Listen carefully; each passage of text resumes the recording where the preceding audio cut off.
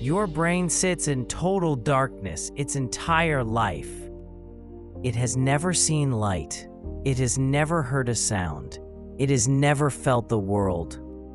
But right now, you are experiencing all of this. How is that possible? The answer is terrifyingly simple. Everything you consider to be the real world is just an electrical hallucination. Your brain receives dry signals from nerve endings, and like a mad artist in a dark workshop, paints a picture of the world for you. You don't see reality. You see a model built inside your head. And if our own biological computer is capable of creating such a convincing illusion from the moment of birth, a question arises that makes your skin crawl. Does anything outside this illusion actually exist? How do you know that the world outside isn't a set piece, a fake, or computer code? The first thing that comes to the modern mind is the Matrix, the simulation hypothesis. We often hear Elon Musk or Nick Bostrom argue that the probability we are living in base reality is infinitesimally small. The logic is ironclad. If civilization develops infinitely, sooner or later it will create billions of virtual worlds. And that means the chances of finding yourself in the one single real world are almost zero. But most people fall into a mental trap when thinking about this. We imagine a simulation like a video game, where the real world outside looks like ours, with the same tables, chairs, and laws of physics. But let's run a deeper thought experiment. Imagine you are a chess king who has suddenly gained consciousness. Your entire universe is a checkered board. You study the laws of your world. You know knights move in an L shape. You know pawns don't move backward. You call this physics. But could you, by studying the rules of the game, understand what the board is made of? Could you guess the existence of the players moving the pieces? No. You are trapped inside the rules. We are exactly the same. We study atoms, gravity, the speed of light. These are the rules of our chess game, but we can never step outside the board. This is called the principle of causal closure. Our world is a perfect prison where every effect has a physical cause. There are no holes to peek through to the outside. And if our world is a simulation, then we are just part of the code trying to analyze the code itself. It feels like we're backed into a corner. If everything around us could be an illusion, then what's the point? Can we be sure of anything? You can doubt the earth is round. You can doubt the history of ancient Rome, or even that yesterday happened at all. Maybe your memory was uploaded 5 minutes ago. You can even doubt you have a body. But there is one single thing in the entire universe that cannot be doubted. The doubt itself. To doubt, there must be a doubter. This is René Descartes' famous insight. You might be a brain in a vat. You might be a character in a dream, but the fact that you are perceiving this moment right now is undeniable. I am. This is the only point of absolute truth available to you. And precisely at this point, science, which has explained the motion of galaxies and the splitting of the atom, cracks wide open. We have brilliantly learned to describe objects.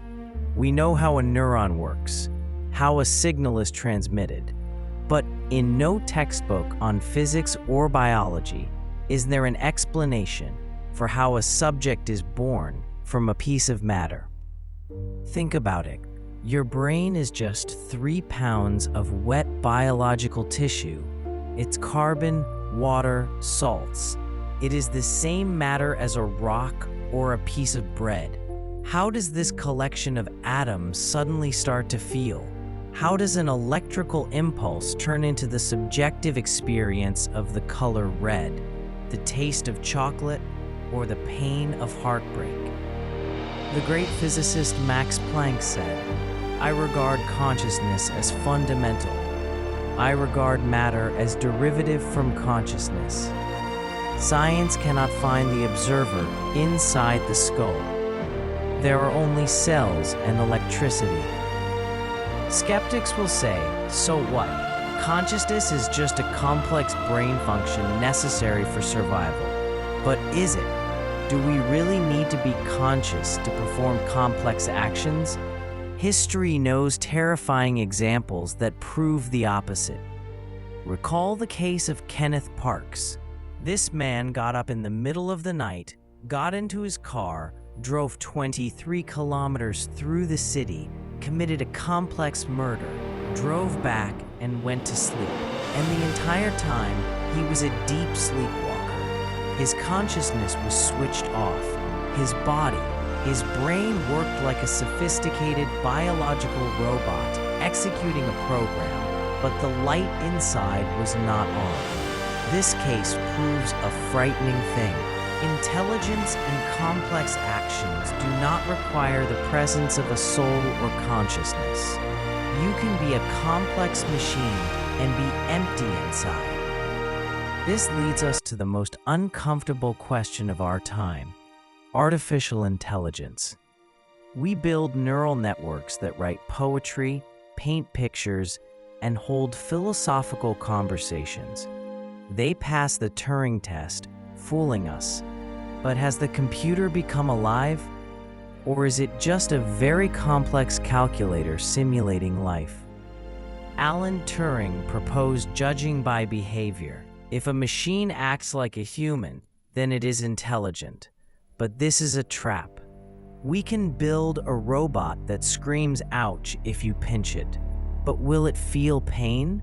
Or is it just the triggering of a script? If pain, then scream. We can copy behavior, but we cannot copy sensation.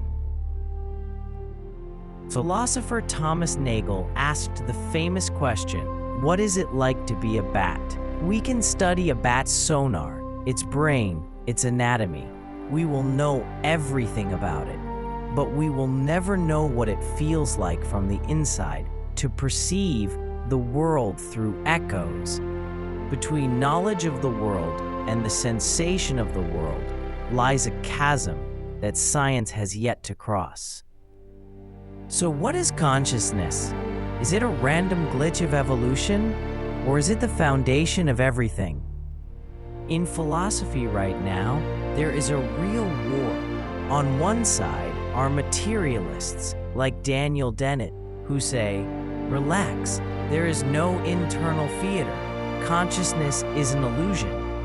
On the other side is David Chalmers and his hard problem of consciousness. To show that materialism doesn't work, Chalmers suggests imagining your philosophical zombie. This is your exact copy.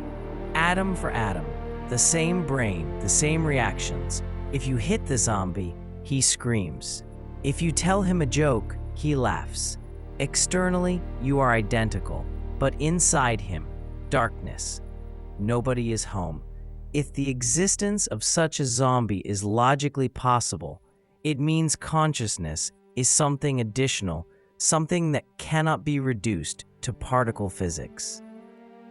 And if we accept this, we have to consider the most insane but incredibly beautiful theory, panpsychism.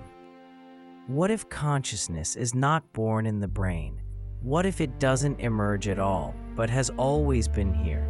Panpsychism suggests that consciousness is a fundamental property of the universe, just like mass or electrical charge. What if every atom, every electron carries a microscopic spark of proto-consciousness, and your brain is not a generator of the soul, but rather an antenna, a complex receiver that collects these billions of sparks into a single powerful eye? I'd be grateful for any support.